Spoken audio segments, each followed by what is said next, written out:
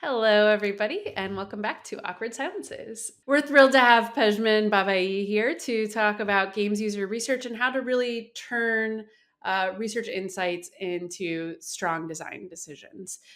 You've written a couple of books on the subject, one coming out soon and one already published, The Game Designer's Playbook, as well as Games User Research. So we're thrilled to have you here. Thanks for joining us. Yeah, thank you so much. My pleasure to be here. I've been listening to your podcast and I'm a fan and I'm happy to have the chance to contribute. I hope the listeners would enjoy this talk. I'm sure that they will. We've got JH here too. Yeah, anyone who's worked with me has probably seen me share an article called "Making Good Decisions as a Product Manager" by Brandon Chu. So I'm very into decision making, and so I like this theme already. So I'm very excited about it. Yeah, I've seen you guys ask really difficult questions. So We're trying to go for hard balls, but maybe inadvertently. What is the meaning of life? Gets a little deep sometimes. Well, thanks again for being here. Why don't we just start with hearing a little bit about your background? Because I know you have some extensive experience with games user research and written a couple of books and everything. So tell us a little bit about you. Sure. So I did my undergrad in computer engineering, so nothing to do with UX. I worked as a network administrator for a year, and I found it very boring. So I decided to do a master's in commerce and UX. After that, I worked in web UX for a year, and then decided to do a PhD focusing on UX and games. I think my thesis was probably one of the first one on the topic of formative evaluation of games. So doing research with the intent to improve, products that are still on development versus, loads of past research that, try to like prove a hypothesis. For example, is playing with a friend would get you more enjoyment than playing alone. So my focus was improving product, and I think that was kind of one of the first one as a PhD thesis on that topic. I worked as a games researcher. I started at a startup in the UK called Vertical Slice, and later on Player Research, which was bought by Keywords Studio a couple of years ago. And then in 2013, I was offered a professor, like a research professor position in Canada. So I moved from the UK to here.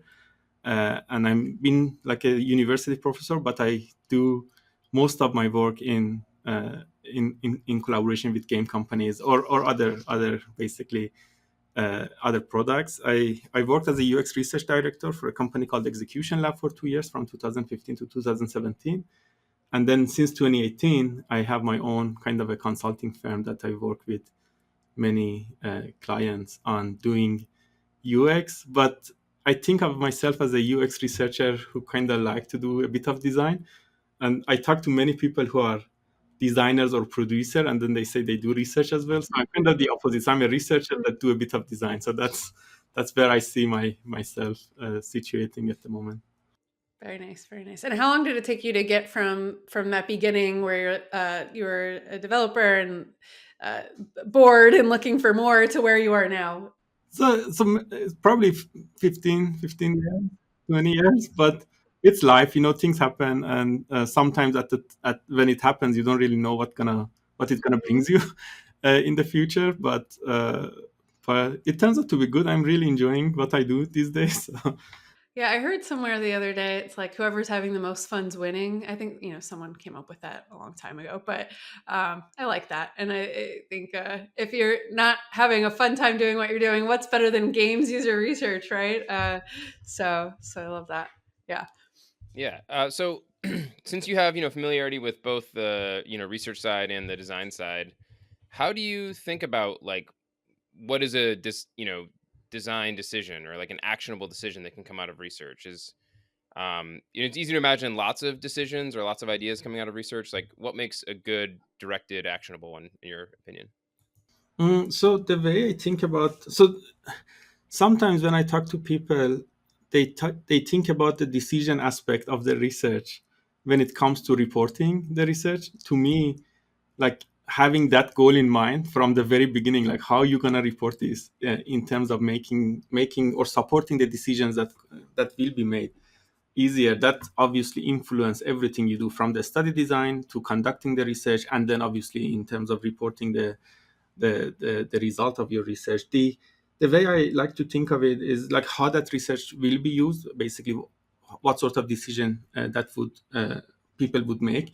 And then, so maybe if I want to categorize them, there might be three categories. So sometimes I work with designers or producer that are looking for like ideation. So they have something in mind, but maybe it's not their focus, or they had experience in that topic, so they want to talk to some users just to get some new ideas from those users. So I call them maybe like more exploratory ideation phase. Sometimes the designers have 2 or 3 or 4 alternative design, and they're looking for some form of a like research to help them select which alternative makes the most sense and they should go for it. And then sometimes they already have a very strong design intent and already developed that into a close to finished prototype, and then they want to assess that. So they already know their design intent, they already know what they're designing. They come to do research to see if the users experience the design intent in the same way that they designed for. So having those like I guess quite broad categories in mind obviously help us to uh, when we design our research, and how we support the designers to make those decisions. So if it's in ideation, I usually try to have designers involved. They would come to the session, they would watch, they may even interrupt, ask question, and there is no like a strong let's say validity in terms of like proving anything. It just, even if one person says something and the designer liked it, that's a useful outcome, and the designer may build on it and make some decision. Versus if you are trying maybe to prove or assess between 2 or 3 alternatives, then you want a different set of methods. You probably want like a larger audience, larger users, and then in your report you need to probably clearly say this alternative works best, and here are the reason and how you can maybe improve it more. So having that decision that you're going to make from the beginning of your research process, super helpful in terms of the methods and how to conduct the research and things like that. So that would be my take. Just to play that back a little, it sounds like what you're saying is, you want to go into research knowing what sort of decision you're trying to make, and you also want to know what sort of category of research you're doing. And what you get from that is, if you're doing something like really specific and evaluative, like a usability test across a couple concepts, whatever, you're probably making a pretty specific decision, like this or that. Whereas if you're doing something more generative or open-ended and ideation, kind of you're saying, it's okay to be, the decision might be a little fluffier or broader, but that, and it still can be actioned. Is that kind of what you're getting at? Exactly. And then the reporting of that may be a bit different. So if you are doing that ideation, you may run a workshop, and then you bring all the like team members in, and everyone gonna ideate on something that maybe 1 or 2 users said. But if you are trying to like validate or assess between alternatives, then you probably have some measures that you are measuring against, and you are looking for somehow light significance, comparing different prototype or different as I said, alternatives, and make decision on that basis. And your reporting would be very different in those cases. Pejman, I know we're inspired by this topic because you're writing a book on this topic. So just wanted to back up and ask why you wanted to write this book. So yeah, that's interesting. So again, that's as I do stuff that I do over time. This book is very personal to me. It's actually it's done, so it was published few months ago at this stage. So it was a very personal book, and I decided to write that. I would say maybe for 2 key reasons. One was I felt that I did that book called Games User Research that focused slowly on doing user research and methods for doing user research, particularly for games. And that came out in 2018. We started that in 2015 and came out in 2018. After my work with Execution Lab, I learned that my view of doing research changed a little bit. And then I thought helping developers to build better games or better product, there are other ways to do that than just doing research. So there might be an easier and faster way to help them than doing like a primary type research with real users. So that was what motivated me to work on the game designer's playbook, because as we do research on products and games, we learn about what makes a good design. And I thought I can just combine them as some form of a recipe of good design and put them in one book from everything I learned from doing research on different games. So it's basically a combination of design feature that worked in existing game So the book talks about them and talks about why that design works at that game from the UX perspective. And hopefully that might be an easier way for people to assess their work or think about their game design than just jumping in and doing research. And that's one of the downside that I've seen many companies when they have a question or a decision they want to make, they immediately think of, let's go and like do a user research, let's interview 50 people. And usually my job is say, hey, there are other ways to get the answer to your question than just doing a user research, because doing a user research is expensive and it could be quite time consuming and hard. I think that's great, and it's super timely for right now. So we've done a couple episodes on, like we did one on, when to not do user research, right? And of course, being the company that we are that supports recruiting for research and being advocates for research, we like research. But I think it doesn't help anyone to do research when research isn't additive or helpful, right? Particularly in this market, it's like really using research where it's needed and can be helpful to drive better decisions, and that's not every decision doesn't need research all the time. So And then by research, when I say user research, usually I'm referring to bringing in like actual users, like from the target audience. But again, sometimes you may still talk to experts. So I actually use your product to interview some expert, because the question we had, I thought it's very complex, and to put it in front of target users. So I thought if I just interview experts, they're gonna tell me what I need to know at that stage. So and that's what I'm trying to like highlight in the book, that don't immediately think about doing your usability test or your talking to target audience. There might be other ways, like you can look at products, you can maybe interview product owners, you can maybe interview experts, and then try to get to the answer and support the decision you are making, than just going to directly talking to like target users. So that's So, you're describing, a situation where you might not need research to make the decision. There might be other ways to get signal. There's probably the inverse, right? Of decisions are getting made that probably really do need research, but nobody's doing it. So it sounds like, part of this in terms of making good, actionable design decisions based on research is also knowing when it's needed. So, like, any thoughts on how you like make sure you're interacting with stakeholders and like having that collaboration to determine, do we need research here or not? yeah, exactly. Uh, so usually what I've in the works that I've done, uh, it's actually interesting, because some as a consultant, when I come in, someone felt that there need to be some external body to come in and intervene in what's going on. And so in most cases there is some friction that's happening inside the company, and they needed some extra opinion to come in. uh, so they contact me. I was like, hey, can you come and help us here? uh, Sometimes, as you say, yes, there is like a need of like users input, but in some cases I've seen that uh, there is a, like, for example, lack of communication in terms of what's the vision of different team member and that's sometimes the biggest challenge.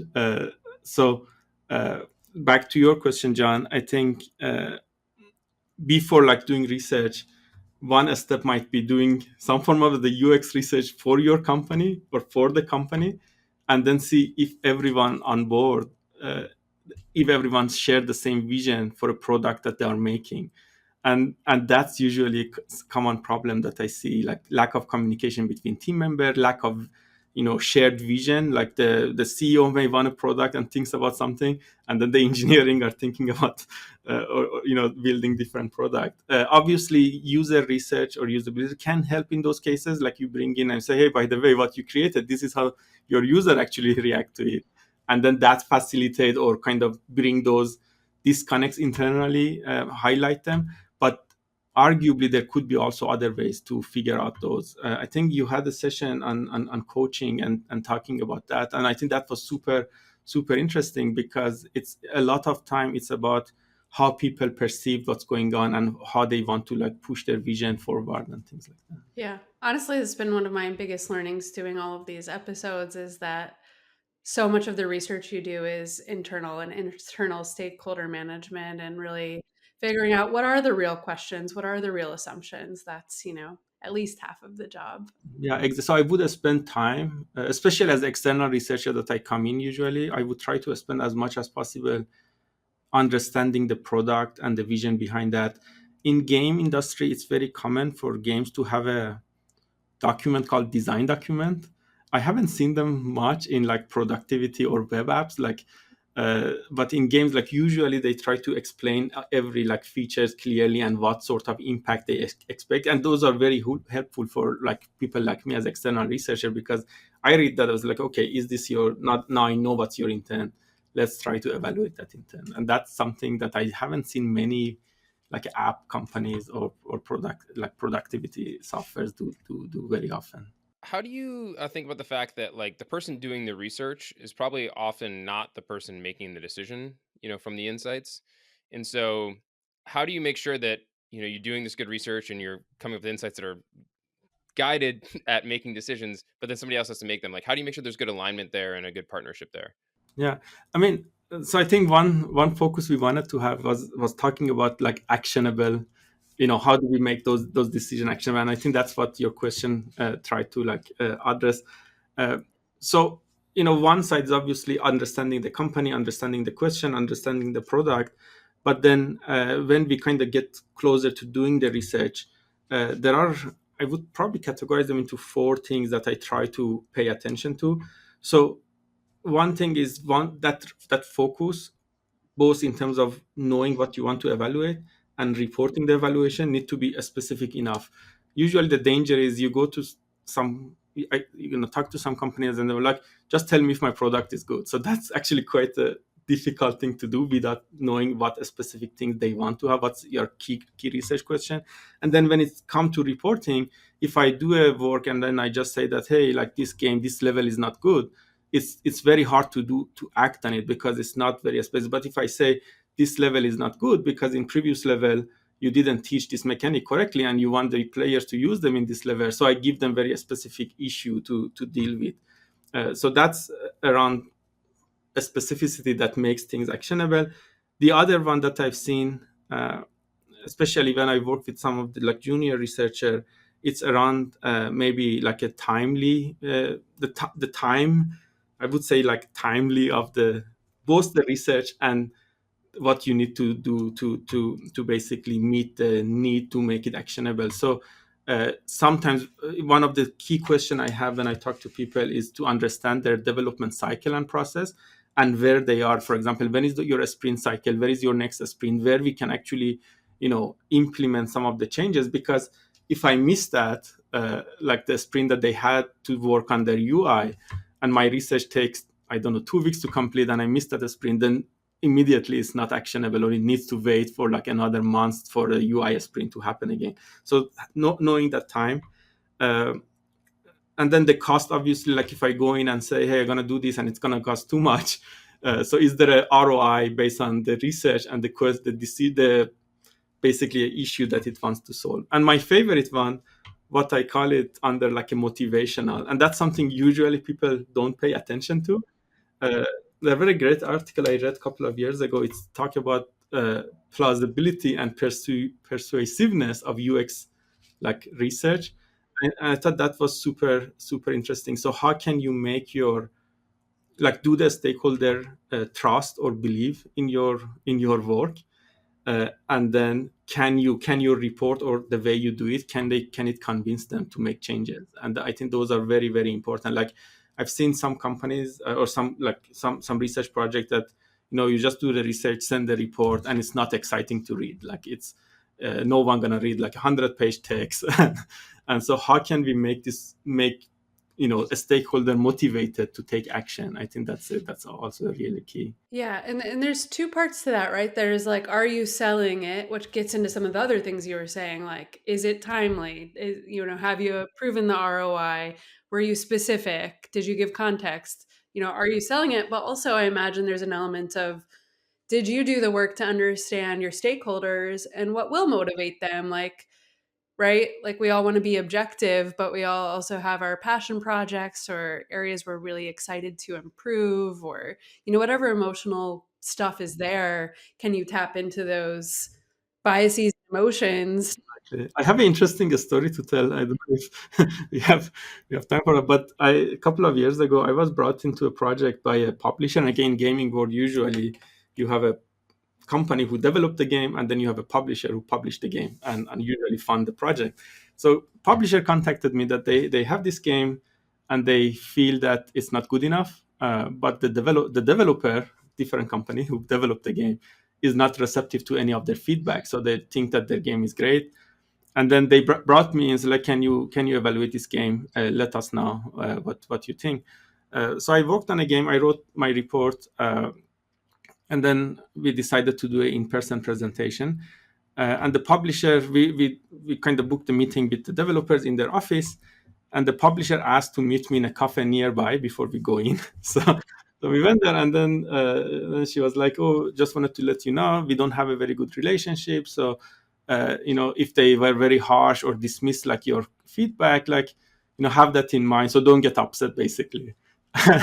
And I was like, "Okay, don't worry. Like, I got this." And I knew that relationship based on the conversation that I had in the past. So in my presentation, usually, when you have a presentation, you start with like high level stuff, your research question, or key finding and things like that. But my first two slides was just about myself. Like, I was like, okay, here is who am I, because I'm just I'm not just this random guy come to your company. Here are like 30, 40 games that I evaluated. Out of these 40 games, like 10 of them very similar to what you are creating. So I spent like two slides to just talk about, let's say, my credibility of doing the work on their game.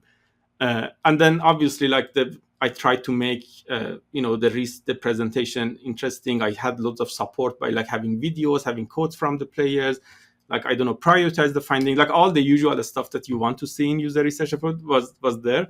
But those two slides that I thought it's kind of unusual to spend like the first 5-10 minutes just to make sure that the company CEO understand that you like trust you of the work that you've done. And it was so cool because as soon as the presentation finished, the company owner came to me and he was like, "Oh, we have two other games with different publisher. Can you evaluate them as well?" And that was such a validation for me that he kind of took that. And obviously, like, they made some changes to the game and things like that. But it was a very memorable kind of work for me that how it ended at the end. Like, I got few other contracts out of that relationship. Yeah, there's so much interpersonal stuff in all this that, making sure that it's perceived in the right way and people are ready to hear it and consider it is so important. Is a question I was thinking about is, when you are really decision centric in how you're approaching your research, can that ever like backfire or have ill effects where, you do research and it's actually quite inconclusive? Like, there's not an obvious thing to do here. Does it almost create like pressure to be like, well, we got to make a call. Like, we want to be actionable and we want to make this decision. And so, like, we can't really tell from these insights, but we're just going to go with this so that it looks like we're moving forward. Like, is there any like of that backfiring that you've seen? Yeah, I mean, the nature of research is, it's usually something that you don't know a clear answer, and you do some research, and in most cases, the outcome is let's do more research. So it's not a bad thing to be like to be in conflict. I mean, if you try to be a specific, usually you end up with like answer you want. But there are a couple of things that I want to differentiate. So sometimes, in most cases, and I think that also came up in your a couple of your previous guests mentioned that. So as a researcher, as a decision makers, we are trying to, especially if you are working on a cutting edge product, usually games projects are, we are trying to make a guess, and we are trying to make a, I would say, educated guess. And then the research, in most cases, won't tell us like, "Oh, only do this." It's help you to make that educated guess with more education, let's say. So just people who make decisions, obviously there are a number of factors they would consider in that, and that research input could be one factor. So in that process, so I would say, even if it's not completely like conclusive, it still probably provides some useful insight to the person who is making the decision, who they can make a better guess at the end. So that's one thing to have in mind. The challenge, however, is sometimes I've seen loads of biases in research that could lead to, let's say, less accurate finding, and those are, I would say, that those could be a dangerous situation. I'm actually currently working on a product. It's not a game. It's a wearable sensor. It kind of goes to your body. It's crazy, but uh, they sent me a report from a study that was conducted, and there were elements that I saw came up in loads of interview. Like participants commented on that as something that is problematic, but the report that they sent me didn't talk about that problematic feature. And the reason they didn't talk about it, because no one asked, like it was a questionnaire, it was a survey based, so there were no survey question to say, hey, we are thinking of doing this, so somehow give us some feedback. So the absence of that feature in the survey meant that the report didn't highlight that problematic issue, and it went to all like the decision makers. And I was like, I had to send an email like, hey guys, can you like just pay attention here? This is a problematic thing. The reason it absence from this report is no one included that question in the survey. So those are like if we talk about like inconclusive research, I just want to differentiate that from biased research that could be quite dangerous when you are making decisions. There are obviously so many things that can bias our data. One would be like not asking about important stuff. Right. Well, that reminds me of one of our old episodes, why surveys almost always suck, with Erica Hall. But it seems like in that case, just adding a question of what else, Yeah, right, could be helpful there to open things up to yeah, things you didn't think to ask in the yeah, survey. yeah, Yeah. exactly. Yeah. So we know there are lots of biases that come up and influence research negatively. Are there any other than all of them? Are there others that you see come up quite a bit? Oh, I have few favorites. I can tell you about about some of them. So like again, some of them, most of them are from games, or because they're kind of a little bit also different. But one of my favorite stories, as we know, we don't want to like emotionally bias our participants when they like, if we start an interview, let's say, and tell them that, hey, I'm working in this amazing company, we have so many great games, and this is our new game, and we are so excited. So they are already emotionally biased towards that, especially if you are from a big company and you have already loads of successful product or successful titles. So in one of the projects I had, so we wanted to do some in-house testing, and I tried to find a neutral space in the company. So it was a meeting room that wasn't part of the dev sitting area, because in game companies, usually where the developers sit, there are loads of posters, there are loads of cool stuff that participants comes in and walk through the development area. They get excited about a game or something like that. So we found a meeting room that was the other side of the office, and then it was kind of neutral, like a normal boardroom. And I was like, okay, this is perfect, we're gonna run our study here. So the day of the study, I came in like 2 hours before we start, and then I saw that the team has decorated that room. So they moved all their award, they moved all the posters into the room. I was like, what's going on, guys? They were like, oh, we wanted the participants to know how great we are. You actually don't want them to know, because you don't want to bias their opinion about your game or your company. So I made them to remove all their awards and all their posters from the meeting room. But that was again one of those memorable moments that unintentionally, obviously, like they thought that they need to like promote how good they are to the participants. Yeah, that's a good one. You don't hear about that one all the time. don't don't market your company to the participants you're trying to get unbiased feedback from. That's a good one. Awesome. Maybe we could drill a little more into some of these things you mentioned in terms of setting insights up for good decisions.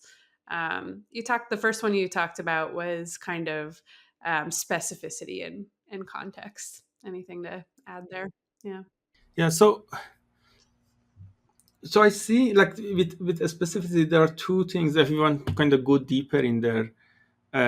So there are, when I try to report something, obviously you want to be specific what the problem is that you are reporting, and there could be again, I'm gonna rely on like examples from my work to give you more context. So again, a developer came to me and then they were like, hey, we have a problem because people are not paying, buying anything in our game. So kind of a monetization, like people were playing the game but they were not spending money. So they came with that problem, and then the question would be, okay, what's going on? Like, is the game not motivating enough for people to spend money? Is maybe the UI shop is not clear enough?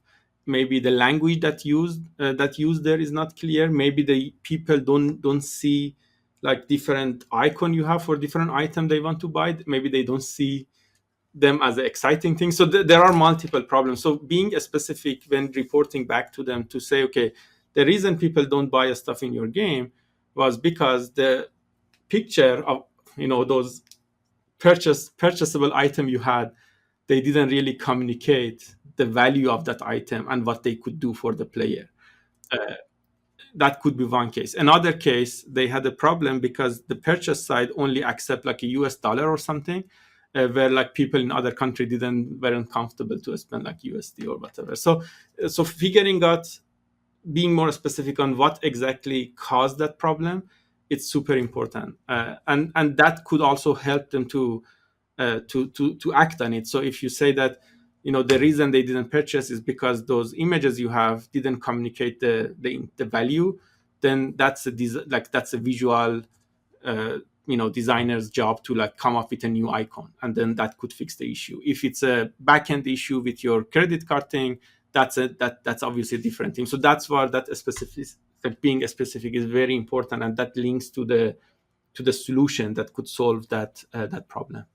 What about when the research and the insights you gather kind of make you realize that you need to make a difficult decision? So, you were going down this path, you're designing this level or whatever, right? And you're hoping that it's pretty good, and you're going to do some research on it, and you find out actually it's pretty flawed. And the right thing to do now is to do like, a big refactor, a big redesign, which is going to put the project at risk or timelines, right? Like, I'd imagine that's difficult for people to process and accept in situations. But it's why you did the research. So have you seen people navigate that in certain ways? Yeah. Yeah, I had one experience with that many years ago. I was back in the UK, so there were developers came to us. They had this like really cool idea that again, this is from 2000 maybe 9, and there might be games now with that vision in mind, like that. I don't know, but the idea was that uh, it was a music and then action kind of game, so you could only attack on a beats of the music. So as you play, you couldn't like attack, you just wait for a bit and then you attack there, or your attack would only cause damage when it's on a kind of sync with the music beats. uh, so they had a prototype, they came to us, and then we did some work with them, run some research, and then the outcome was no one get it. It's so complicated. No one like they enjoy fighting, but they didn't even realize that they had to like do it based on those bits. And obviously, again, that was one input, I guess, towards for the developer. But at the end, they made a decision to cancel the project.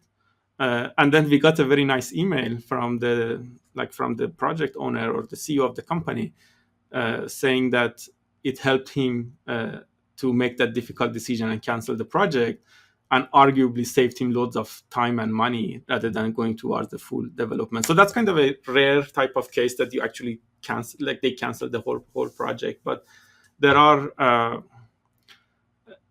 also like a smaller, maybe things that you tell them. For example, there were a kind of a more recent one that I worked on, and after I did my work, I talked to the CEO and I said, look, the issue you have is not really with the like, it's a deeper issue of your team not performing to the level that's expected than something that I can help you with. So go fix your team before doing more research. Like, that's like he already knew the issue. Our research confirmed the issue.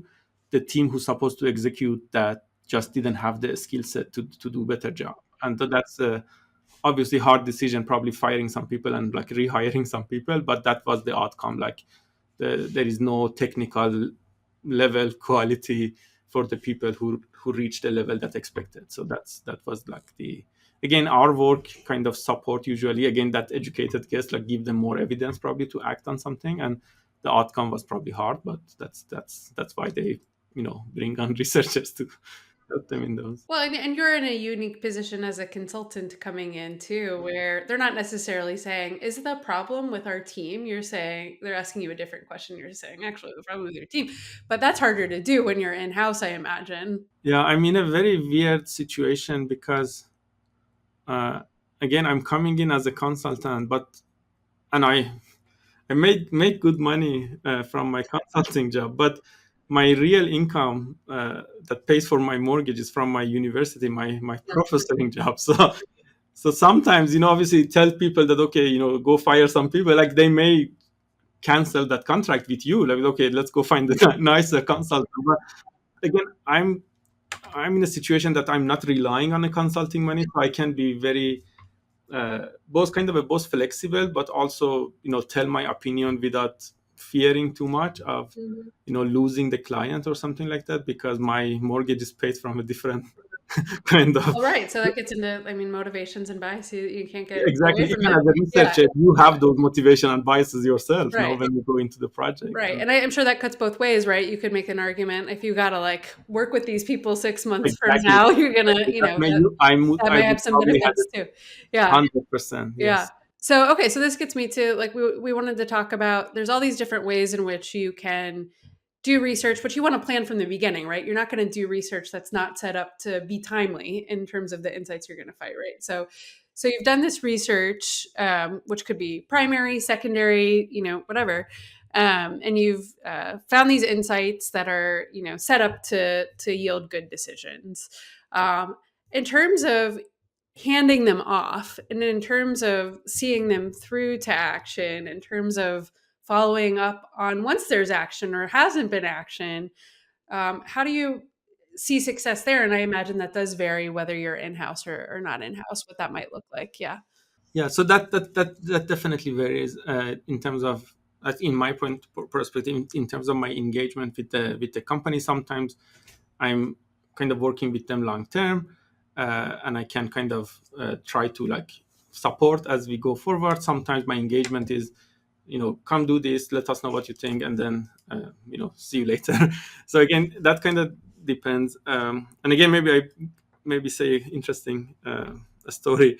So I did one project. So from my university job, that I thought, with permission from the clients, I thought I can look at some form of a long-term study from the project that I worked on 5 years ago, and look how those projects are doing now in the market, and then do some sort of analysis to see if my report 5 years ago, highlighted the comments or the issues that users may actually bring up when the product is live. Again, in gaming world is a bit different, because once the product is launched, there might be the live of it might be a few years. So that was my intention. So I kind of got permission from the companies that I worked with. I looked at the research report that I wrote, and I looked at the reviewers' feedback on the product. In games, there is a website called Metacritic, that is a place for both players and professionals to write feedback. So I thought, I'm going to compare what the community says about these games based on what my research report highlighted. And that I wanted to see if there is any relationship between the stuff that we found and the stuff that players later on commented on, or professionals later on commented on. And that was a really, I think, unique study, because the challenge in academic work, usually we are designing very short studies, like, okay, let's do this summer and then publish it. So this was kind of a weird that it took 4 or 5 years to complete from the beginning to end. But it was super interesting in terms of what I could identify based on a research method that we used and what player commented. There were a couple of interesting, for example, I ran a usability, a local usability test on a game, and my report was, this game is really good, you're going to be successful. I mean, with detail, obviously, but it was a positive report. And then players commented a lot on network issue over the internet. So that was something that I didn't focus in, because it was a local test, and so there were a disconnect, something that I couldn't identify. And there were also loads of stuff that my report identified, and also players either commented on it positively or negatively. So that was kind of cool in terms of seeing that life of the project and what users commented on. But in terms of the the time to implement those, that I guess, as I said, it's kind of varied based on my involvement with the company. Yeah. Cool. So I think one thing we didn't talk about yet was just there's always a quality, quantity, velocity, like these trade-offs between these things. And so, we talked a little bit about just like when do you kind of call it and ship some insights versus do more research, and research begets more research. But, are you looking for when you look back on the research you're doing, like how many decisions got made, like is there a quantity or velocity component to that you factor into kind of the success of your research? I would say, I think yes. So for me, I guess similar as anyone else, I guess, like there are lots of reflection that, especially coming in with like a kind of a consulting hat on. So how could I do better? How could I support my clients better? How would I change my approach to be more effective in what I do? And then trying to find that, I guess, like a spot that I could be useful and I could provide value, and it kind of balances with my life and other things that I want to do with it. So that's usually something that's going on in my mind. And as part of that was something like, for example, do I want to uh, stay with a client for like a really long time? Or do I want to like do one project and then find another client or move on? So and what basically worked best for the situation that I am in. So I'm trying to figure that out. To be honest, I'm kind of moving in between. I have like both type of clients that like I worked with for 2 years, like almost like an internal user researcher on their team, or type of client that I take a call once or twice a month and then just answer a question and then move on. And based on that, obviously my approach is very different when depending on the type of engagement we have. I guess maybe the usual metrics quite similar with other things. So looking at if they're the retention of them, if they're coming back, and then, but most importantly, if I see any changes in the product that we are working, and any improvement that I can link back to the research that we did. Yeah.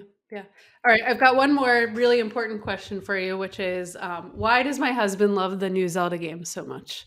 I've heard it's awesome. I haven't played it. It sounds cool. It's actually quite an interesting question, and I give you some hints. Maybe you can explore that more on your on my own time. Yeah.